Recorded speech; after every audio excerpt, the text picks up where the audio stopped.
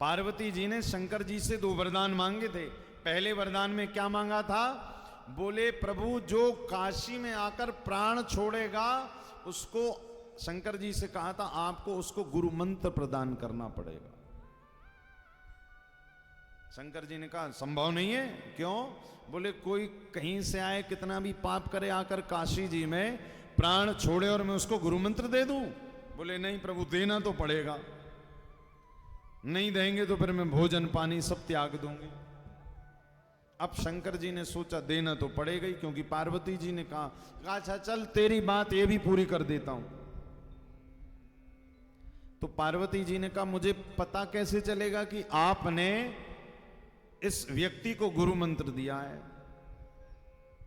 तो लिखा हुआ है कि जब व्यक्ति काशी में प्राण छोड़ता है तो भगवान शिव के द्वारा उसको गुरु मंत्र प्रदान किया जाता है। गुरु मंत्र प्रदान करने के बाद उसका दायां कान मुड़ा हुआ रहता है। आप कभी भी देख लीजिएगा, हम एक पंडा जी बता रहे थे, बोले महाराज जी यहां पर इतने लोगों के, अधिकतर कहते हैं ना पूरे भारतवर्ष में सबसे ज्यादा शवदाह काशी जी में ही होते हैं,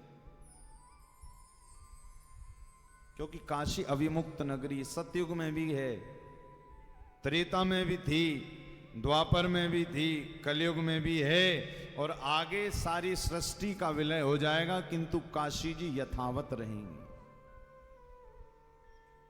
भगवान अपने त्रिशूल पर लेकर जिसका भ्रमण करते हैं वो काशी। और अभी तो हमारे काशी बनारस में हमारे भारत के यशस्वी प्रधानमंत्री जी ने कितना सुंदर कॉरिडोर बना दिया है बाबा विश्वनाथ जी के लिए। बहुत बहुत धन्यवाद है आस्था चैनल के माध्यम से कि ऐसे यशस्वी प्रधानमंत्री जो लगातार धर्म में लगे। वरना आप सब देखिए लगभग सभी लोग गए होंगे और ना नहीं गए होंगे तो जाइए। पहले कितनी छोटी छोटी गलियों से कांवड़ यात्रियों को कितनी समस्याएं होती थी, किंतु सबकी समस्याओं को देखते हुए अब तो महाराज सीधे सामने गंगा जी हैं और सामने भोले बाबा एक दूसरे का दर्शन कर रहे हैं। काशी जी अविमुक्त नगरी। पार्वती जी ने 2 वरदान मांगे थे। पहला बोले काशी में जो प्राण छोड़ेगा, हे भोलेनाथ, हे औगड़दानी, भूत भावन त्रिपुरारी, आपको उसे गुरु मंत्र देना पड़ेगा।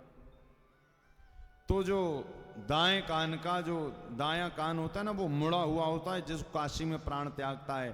पार्वती जी ने कहा हाँ अब जब मैं समझूंगी कि आपने गुरु मंत्र दिया, बोले गुरु मंत्र जब मैं दूंगा तो उसका दायां कान अपने आप मुड़ जाएगा।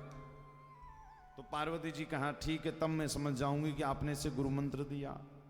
और दूसरा वरदान क्या मांगा था? बोले दूसरा वरदान मांगा था गृहस्थ धर्म में रहकर। क्योंकि देखिए सबसे ज्यादा चर्चा भगवान शिव और पार्वती के प्रेम की आती है तो झगड़े की भी आती है। भाई भागवत कथा में आता है ना, जब नारद जी कहकर गए थे शंकर जी से कि भोले बाबा आपको सब चीज बताते हैं कि नहीं बताते? बोले हाँ सब बताते हैं। बोले गुरु मंत्र बता दिया? बोले बता दिया। बोले आज तक ये बताया कि गले में मुंडों की माल किसकी है? तो पार्वती जी ने कहा वो तो नहीं बताया। और जब आप कथा पता आप सबको कि जब शंकर जी आए कैलाश पर्वत तो पार्वती जी नाराज। तो ऐसी 1-2 नहीं चलती रहती थी। तो पार्वती जी ने एक और वरदान मांगा। बोले प्रभु जब व्यक्ति गृहस्थ धर्म में रहे तो पति पत्नी का जरा बीच बीच में झगड़ा भी होता रहे। क्यों? बोले झगड़े के बाद जरा सा प्रेम बढ़ता है। पति देव जब ऑफिस से आए शाम को तो कितना भी झगड़ा हुआ हो अपने बेटे से पूछ ही लेती, मम्मी कहाँ गई तेरी? हाँ बोले गई है। भाई झगड़ा हुआ था, बात भी नहीं कर रहा था और अब तो बोले ये पार्वती जी ने वरदान मांगा है। इसी कारण भैया देखिए जरा ज्यादा नहीं, ज्यादा टीवी भी फोड़ने वाले झगड़े नहीं, मोबाइल तोड़ने वाले नहीं, जरा वाले। वरना महाराज आप लोग यहाँ पर और आस्था पर भी सुन रहे हैं सब सुख है। महाराज जी ने तो कह दिया एकदम लगे पड़े रहो।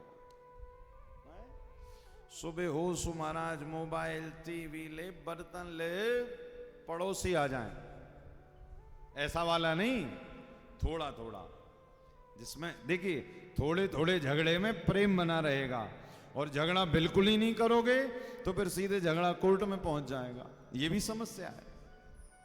ये पार्वती जी ने 2 वरदान मांगे। पहला अविमुक्त नगरी काशी का, और दूसरा पति पत्नी के झगड़े।